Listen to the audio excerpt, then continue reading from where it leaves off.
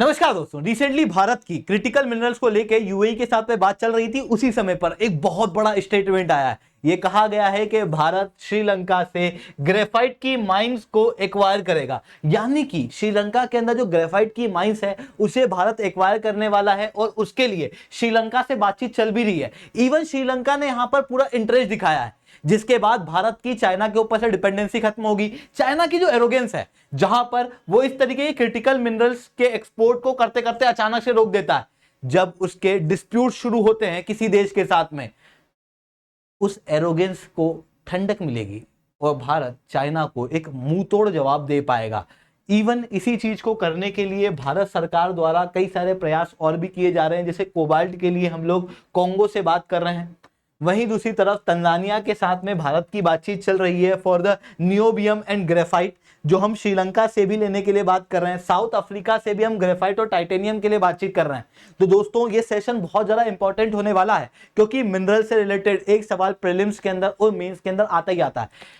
तो चलिए दोस्तों, इन सवालों के ऊपर डिस्कस करते हैं। बात करेंगे कि किस तरीके से भारत इन ब्लॉक्स को एक्वायर करने वाला है, कैसे ये चाइना को काउंटर करने में मदद करेगा, ग्रेफाइट क्या है और ग्रेफाइट का यूज क्या है, चाइना ने इसके एक्सपोर्ट के ऊपर क्यों बैन लगाया था। इन सारी चीजों के ऊपर डिटेल में चर्चा की जाएगी। बट उसके पहले आप लोग मेरे साथ में सासी10 टेलीग्राम ग्रुप के ऊपर जुड़ सकते हो। मेरे क्लास की अपडेट, पीपीटी, पीडीएफ सब कुछ आपको मिल जाएगा। इसके अलावा यूपीएससी की तैयारी करना है, इंडिया के टॉप एजुकेटर से अगर आप लोगों को ऑफलाइन क्लास के अंदर पढ़ना है, तो दोस्तों अनअकैडमी अब केवल ऑनलाइन नहीं रहा है, अनअकैडमी अब ऑफलाइन भी आ चुका है। दिल्ली के करोलबाग मुखर्जी के अंदर, प्रयागराज के सिविल लाइंस के अंदर ऑलरेडी हमारे सेंटर्स खोले जा चुके हैं। अगर आप चाहते हो तो हमारे सेंटर्स के ऊपर विजिट कर सकते हो। यहां पर इंडिया के वो टॉप एजुकेटर जिनके द्वारा इन टॉपर्स को दिया गया है, तो आप उन टीचर से अगर पढ़ना चाहते हो तो बिल्कुल से पढ़ सकते हो। चलिए दोस्तों, समझने का प्रयास करते हैं यहां पर क्या हुआ है। सबसे पहले बात करते हैं क्रिटिकल मिनरल होता क्या है।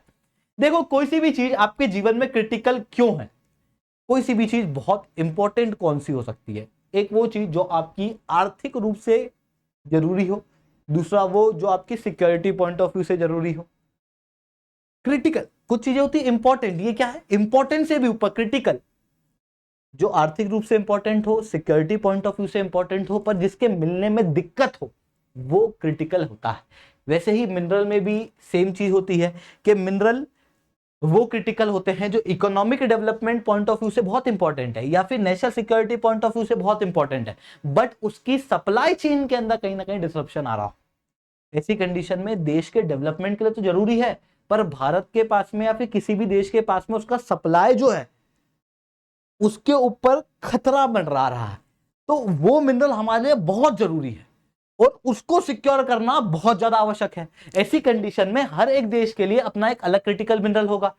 इसीलिए यूनाइटेड स्टेट द्वारा ऐसे 50 क्रिटिकल मिनरल घोषित किए गए हैं। जापान ने 31 किए हैं, यूनाइटेड किंगडम ने 18 किए हैं और भारत की मिनिस्ट्री ऑफ माइंस द्वारा लगभग 30 क्रिटिकल मिनरल जो है वो घोषित किए जा चुके हैं, जिनको आप यहां देख सकते हो। इससे भी ज्यादा है, ये 15 है, पर ये स्क्रीनशॉट मैंने इसलिए लगाया है क्योंकि आप देखोगे तो ये क्रिटिकल मिनरल इसलिए ज्यादा क्रिटिकल हो जाते हैं क्योंकि economic development point of view से तो इंपॉर्टेंट है ही, भारत के अंदर इनकी अवेलेबिलिटी तो कम है ही, या फिर हम इनको एक्सट्रैक्ट कम कर पा रहे हैं, वहीं चाइना के ऊपर डिपेंडेंसी ज्यादा है।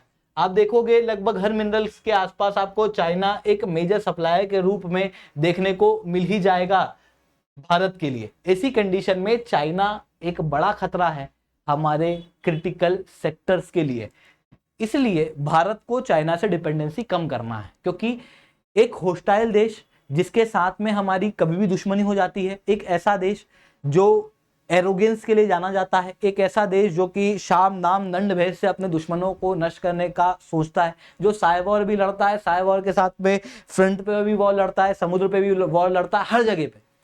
ऐसी कंडीशन में ऐसे देश के ऊपर डिपेंडेंसी रखना गलत होगा। वहीं एक ऐसा देश जो भारत की सॉवरेनिटी, सिक्योरिटी, इन चीजों की कदर नहीं करता, जो भारत की टेरिटोरियल इंटीग्रिटी की कदर नहीं करता, जिसके साथ में जो एग्रीमेंट हो वो कभी भी तोड़ दे, इस तरीके के होस्टाइल देश के ऊपर इतनी इंपॉर्टेंट चीज को डिपेंडेंट रखना बिल्कुल भी गलत बात है।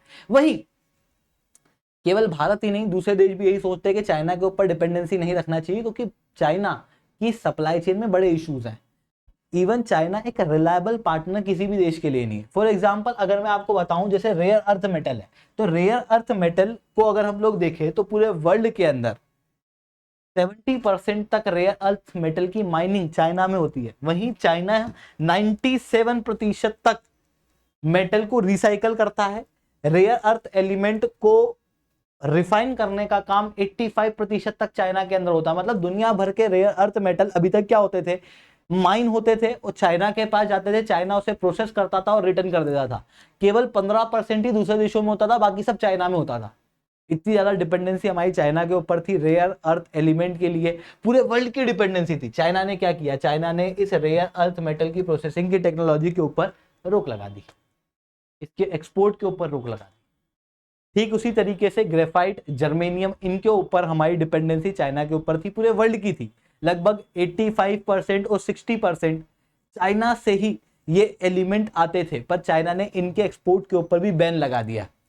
अभी बैटरी या सेमीकंडक्टर या चिप्स, इन चीजों को लेके ऑलरेडी कंपटीशन चल रहा है, जिसके कारण से चाइना जो है वो इस तरीके की क्रिटिकल टेक्नोलॉजी के एक्सपोर्ट के ऊपर बैन लगा रहा है। इसी वजह से भारत को चाहिए कि किसी और देश से इन क्रिटिकल मिनरल्स को लेना शुरू करे। अब ग्रेफाइट की बात करूं तो ग्रेफाइट एक ऐसा मिनरल है जो यूज आता है बैटरी के अंदर। जब हम लिथियम आयन बैटरी को देते हैं तो उसके अंदर एनोड के रूप में ग्रेफाइट यूज होता है। ये ग्रेफाइट चाइना से भारी मात्रा में आता था, पर चाइना ने इसके एक्सपोर्ट के ऊपर बैन लगा दिया। अब हमको दूसरे रास्ते ढूंढने हैं। श्रीलंका एक बहुत अच्छा रास्ता हो सकता है। क्यों? क्योंकि श्रीलंका के अंदर एक स्पेशल प्रकार का ग्रेफाइट, जिसे हम वेन ग्रेफाइट कहते हैं, जो प्योरेस्ट फॉर्म ऑफ ग्रेफाइट में से एक है पूरे वर्ल्ड में, वो श्रीलंका के अंदर देखने को मिलता है। वो छोटी मोटी मात्रा में नहीं, लगभग 1.3 मिलियन टन श्रीलंका के अंदर देखने को मिलता है। पर श्रीलंका के अंदर इतना ज्यादा ग्रेफाइट होने के बावजूद भी श्रीलंका इतना एक्सट्रैक्ट नहीं कर पाता। क्यों? वर्ल्ड वॉर 2 के समय पे जब विश्व युद्ध का समय चल रहा था, यूनाइटेड किंगडम, यूनाइटेड स्टेट जैसी कंट्रियों ने यहां पर 30,000 माइन लगाई हुई थी और उनमें से लगभग 30,000 टन ग्रेफाइट हर साल श्रीलंका से एक्सपोर्ट किया जाता था। फिर ग्रेफाइट का यूज इतना ज्यादा रहा नहीं तो श्रीलंका ने इस पर ध्यान दिया नहीं। जब ग्रेफाइट का यूज बढ़ा तब श्रीलंका के पास में वो इकोनॉमिक पावर थी ही नहीं कि श्रीलंका इस ग्रेफाइट को एक्सट्रैक्ट कर ले। ऐसी कंडीशन में श्रीलंका एक ऐसे देश को देख रहा है जो ग्रेफाइट की आवश्यकता में हो, जिसको जरूरत हो, और वो श्रीलंका के अंदर इन कैपेसिटी को डेवलप कर दे। तो उसने भारत से गुहार लगाई। उसने कहा कि हम भारत की कंपनियों को इनवाइट करते हैं कि वो हमारे यहां पर आके ग्रेफाइट जो है वो निकाले। यानी कि भारत की कंपनियों को ग्रेफाइट के ब्लॉक लेने के लिए श्रीलंका ने इनवाइट किया, जिसके बाद में भारत और श्रीलंका के बीच में बातचीत चल रही है। भारत बहुत ही जल्द श्रीलंका के अंदर ग्रेफाइट ब्लॉक जो है वो लेने वाला है। अब अगर ग्रेफाइट की बात करूं, भारत के अंदर क्या इसका प्रोडक्शन नहीं होता? बिल्कुल होता है। मतलब भारत के अंदर 57,000 टन तक का ग्रेफाइट प्रोड्यूस होता है, वहीं 54,000 टन हम लोग इंपोर्ट करते हैं। अब जो हम प्रोडक्शन करते हैं ना, उसमें अरुणाचल प्रदेश, जम्मू कश्मीर, झारखंड, तमिलनाडु, ओडिशा, यहां से सबसे ज्यादा ग्रेफाइट जो है वो देखने को मिलता है, क्योंकि जनरली पहाड़ी रीजन के अंदर ये ग्रेफाइट हमारे यहाँ पर पाया जाता है। वहीं खनिज विदेश इंडिया लिमिटेड, इसका काम क्या है? ये एक ऐसी कंपनी है जिसके द्वारा इन क्रिटिकल मिनरल को ओवरसी जगहों पर एक्सप्लोर करने का प्रयास किया जाता है। केवल ग्रेफाइट के लिए नहीं किया जा रहा, दूसरे सारे मिनरल्स के लिए भी किया जा रहा है। For example cobalt, lithium. Lithium के लिए हम साउथ अमेरिका के अंदर अर्जेंटीना, बोलीविया और चिली वाले ब्लॉक के अंदर गए हैं, जहां पर से भारत सरकार द्वारा 5 ब्लॉक खरीदने की बात की जा रही है ग्रेफाइट के लिए। लिथियम के लिए ऑस्ट्रेलिया के साथ में भी हम कोबाल्ट और लिथियम के लिए इसी तरीके की बातचीत कर रहे हैं। लेक्चर अच्छा लगा हो तो लाइक करना, लेक्चर बहुत अच्छा लगा हो तो नीचे 7 से 10 कमेंट करना। यूपीएससी सीएससी की तैयारी करना, इंडिया के टॉप एजुकेटर से जुड़ना है तो आप बिल्कुल से हमारे साथ में अनअकैडमी के ऊपर जुड़ सकते हो। ऑफलाइन क्लासेस शुरू हो चुकी है। अगर आपको जानना है हमारा सेंटर कैसा दिखता है तो इस वीडियो को एंड तक देखना।